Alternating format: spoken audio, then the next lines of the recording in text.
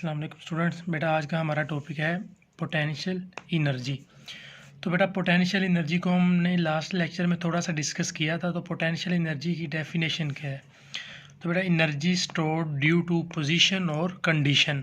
ठीक है बेटा, किसी बॉडी में पोजीशन और उसकी कंडीशन की वजह से जो एनर्जी स्टोर्ड होगी उसे हम पोटेंशियल एनर्जी कहेंगे। इसका क्या मतलब हुआ? मेरे ख्याल में आप में से किसी भी स्टूडेंट को समझ नहीं आई होगी, तो मैं इसकी कुछ एग्जांपल्स की मदद से आपको ना इसकी एक्सप्लेनेशन करता हूँ। बेटा पोटेंशियल एनर्जी हम कहते हैं किसी भी चीज़ में एनर्जी स्टोर हो जाना।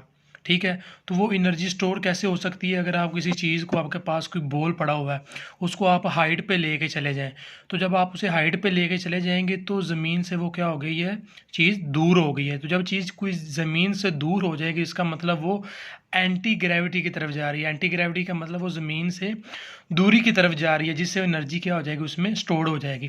तो सबसे पहले हम आते हैं ग्रेविटेशनल पोटेंशियल एनर्जी की तरफ। पोटेंशियल एनर्जी की बेटा कई टाइप्स हैं, उनमें सबसे पहली जो टाइप है हमारे पास वो है gravitational potential energy.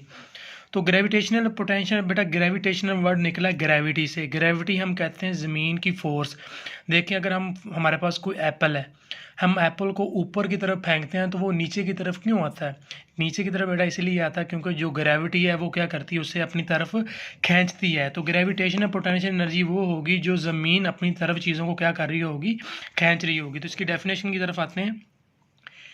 Energy stored in an object due to its position above the ground. ठीक है, यानी कि कोई चीज़ अगर आपके पास है उसमें एनर्जी स्टोर्ड होगी है, किसकी वजह से? अबव द ग्राउंड, यानी कि आप उसे ज़मीन से ऊपर की तरफ लेके गए हैं, जिससे उसमें क्या होगी, एनर्जी स्टोर्ड होगी। एग्जांपल आपको मैं देता हूँ, यहाँ पर देखें, ये बेटा हमारे पास ज़मीन है, या फ़र्ज़ कर लें ज़मीन है, ये हमारे पास कोई ऑब्जेक्ट पड़ा हुआ है, ये मैंने यहाँ पे ये जो सर्कल किया हुआ है। तो आपने क्या करना है, इस ऑब्जेक्ट को पकड़ के थोड़ा ऊपर ले जाना है। ये ले, मैंने पकड़ के यहाँ पे इसे ऊपर ले आया हूँ। तो जब मैं इसे ऊपर ले आया हूँ तो ये ज़मीन है ना, इसे कंटिन्यूसली अपनी तरफ क्या कर रही है, खींच रही है। इसे क्या कर रही है, इस ऑब्जेक्ट को ये ज़मीन अपनी तरफ खींच रही है। तो ये जब अपनी तरफ इसे खींच रही है तो ये ऑब्जेक्ट, जाहिर सी बात है, जब ऊपर गया है तो नीचे आएगा। तो जब ये ऊपर चला गया ना, तो इसके अंदर एनर्जी क्या हो गई है, स्टोर्ड। Energy is stored.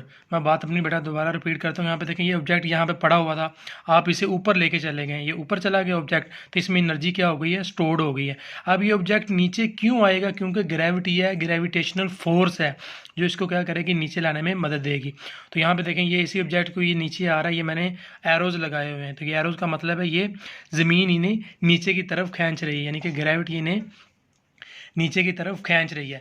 तो यहाँ पे देखें, ये जो ऑब्जेक्ट है, ये फ़र्ज़ कर लें ये हमारी ज़मीन है, तो ये हमारी ज़मीन से ऊपर पड़ा हुआ है, यानी कि इसलिए मैंने वर्ड यूज़ किया अबव द ग्राउंड, यानी कि ज़मीन से ऊपर पड़ा हुआ है। तो जब ये ज़मीन से ऊपर पड़ा होगा, अपनी किसी ना किसी पोजीशन में तो पड़ा होगा, ज़मीन से ऊपर, ज़मीन पर किसी ना किसी पोजीशन में तो पड़ा होगा या कंडीशन में पड़ा हुआ है। ठीक है, तो ये बॉल जो हमारे पास है किसी ना किसी कंडीशन में ऊपर पड़ा हुआ, तो इसमें जो एनर्जी स्टोर्ड है, इस एनर्जी को हम क्या कहेंगे, ग्रेविटेशनल पोटेंशियल एनर्जी। यानी कि ग्रेविटेशनल पोटेंशियल एनर्जी वो होगी कि किसी ऑब्जेक्ट में जब वो ज़मीन से ऊपर की तरफ जाएगा तो ज़मीन उन्हें क्या करेगी, दोबारा अपनी तरफ खींचेगी।